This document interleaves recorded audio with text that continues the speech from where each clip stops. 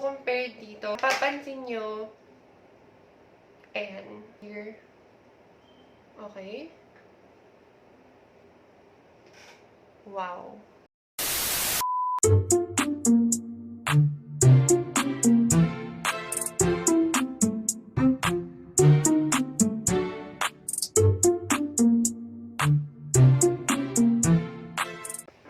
Hi guys! Welcome back.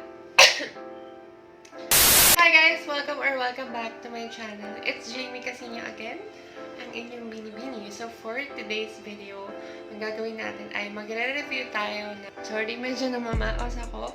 Pero for today's video, magre-review tayo ng product. And the product is pang contour. So ang re-review natin ngayon ay hindi siya ganun, I guess I must say, or it's safe to say na hindi siya ganun kasikat.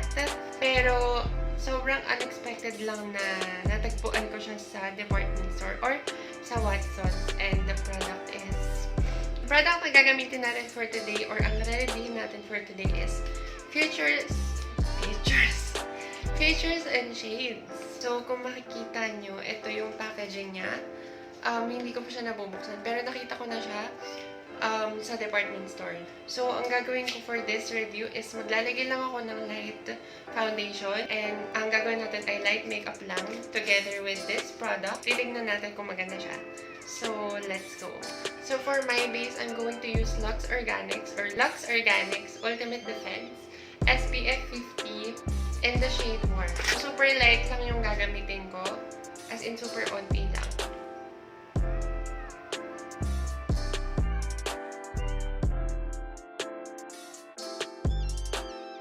So, ayan, nag-foundation lang ako ng onting-onte. Tapos, isa-set ko lang siya ng super onti lang kasi nagpapawis ako. Okay, so, this is the moment of truth. Bubuksan ko na siya. So, ito yung itsura niya. Ang liit niya sa video, pero guys, ang laki niya sa personal. Like, medyo kasing laki niya yung dito ko. So, like, it's 4 to 5 inches. Tapos, pagbukas mo sa kanya, wow, meron siyang mirror inside. So, hindi ka mahihirapang gawin yung contour mo on your face. Pansin ko sa kanya, sobrang pulido or sobrang matte nung mga contour shades nila. And ito palang mirror, parang meron pa siyang plastic. So, yeah, later ko na lang siya tatanggalin. Pero, yeah, I'm going to remove that. Pero, I really like the packaging kasi, I don't know, for me, ang minimalist niya, like, look at this, like, hindi siya ganun ka-arte, like, it is what it is. Kung ano yung nandun, kitang-kita mo yung mga shades, and walang ibang ka-artehan, like, alam mo yun, parang, eto na yun, parang, andyan na lahat ng kailangan mo. Meron pa siyang highlighter. So, let's go, let's try this. So, for this side, ang gagamitin ko munang shade is this one. Yung pinaka-light na shade. So, oh my god, kinakabahan ako. Okay. So, nung tinry kong i-dab yung brush ko, napansin ko, hindi siya ganun ano mo yung kakalat, yung kapag kumukuha ka ng eyeshadow mo, hindi siya napapowderize, like hindi siya kumakalat doon sa palette. I really like that kasi sa tingin ko, mas nagsaset siya sa face mo kapag ganun siya. So, let's try.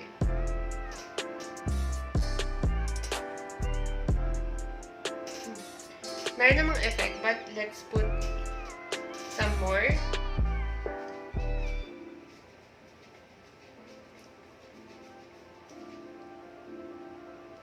Okay. Dalawang application, and as you can see, meron na siyang effect compared to this. Pero I guess mas magkakaroon pa siya ng effect kapag ginamit ko itong darker shade. So, let's try this.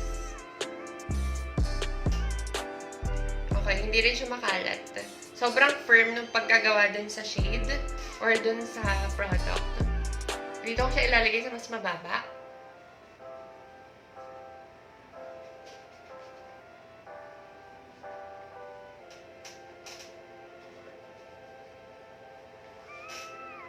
Okay. I like that it's very subtle lang.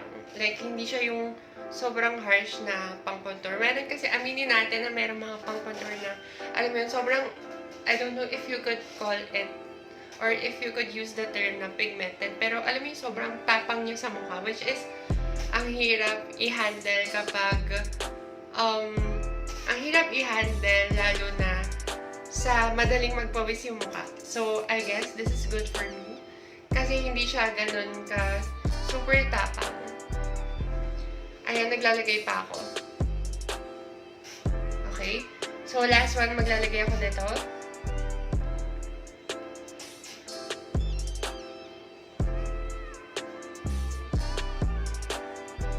Okay. Okay. I'm smiling. I like it. Okay. So, compared dito, mapapansin nyo, ayan. And compared naman dito, sobrang flat ng mukha ko. So, here, kita nyo naman. I like it. Okay, ituloy na natin to. Gagawin ko lang siya sa kabila and I'll be right back. So, ayan, ang susunod na gagawin natin is for contour sa nose. So, titingnan natin if okay din siya pang contour ng ilong. Kung makikita nyo yung ilong ko, hindi siya ganun ka super edgy when it comes to the front point of view or perspective. Pero kapag titignan nyo sa side, ayan, makikita nyo medyo pointy siya. Pero kapag sa harap, makita nyo na we need some contour. So, I guess, sisimulan ko dito sa shade na to.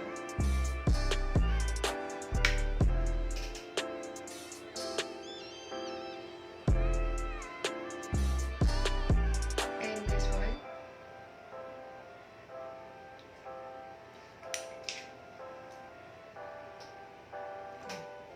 Nagpapawis ako. Guys, dapat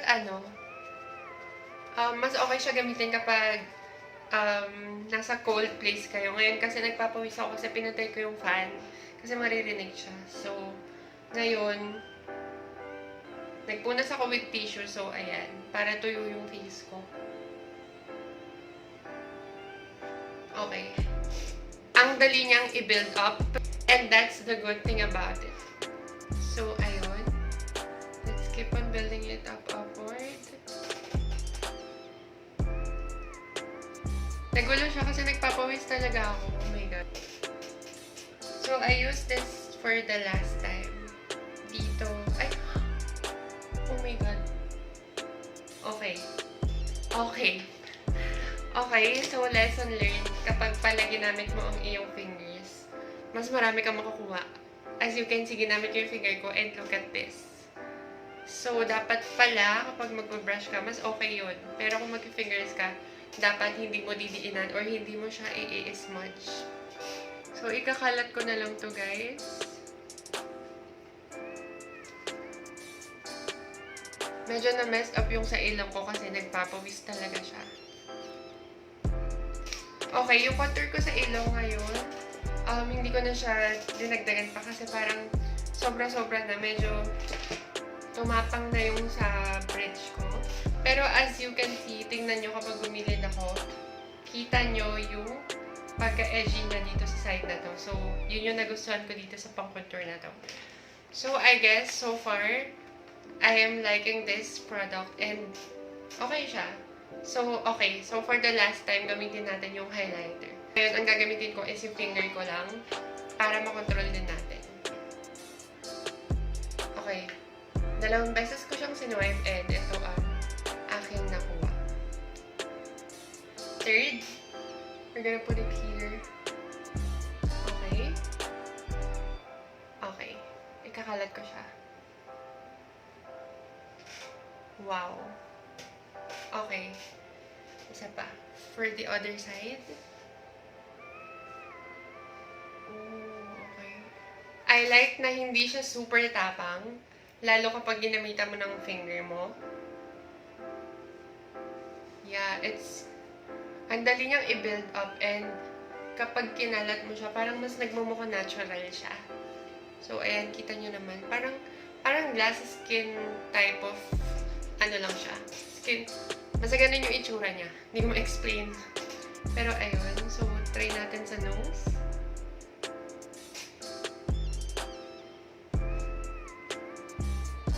Medyo tumapang na naman yung sa nose ko. Ayan.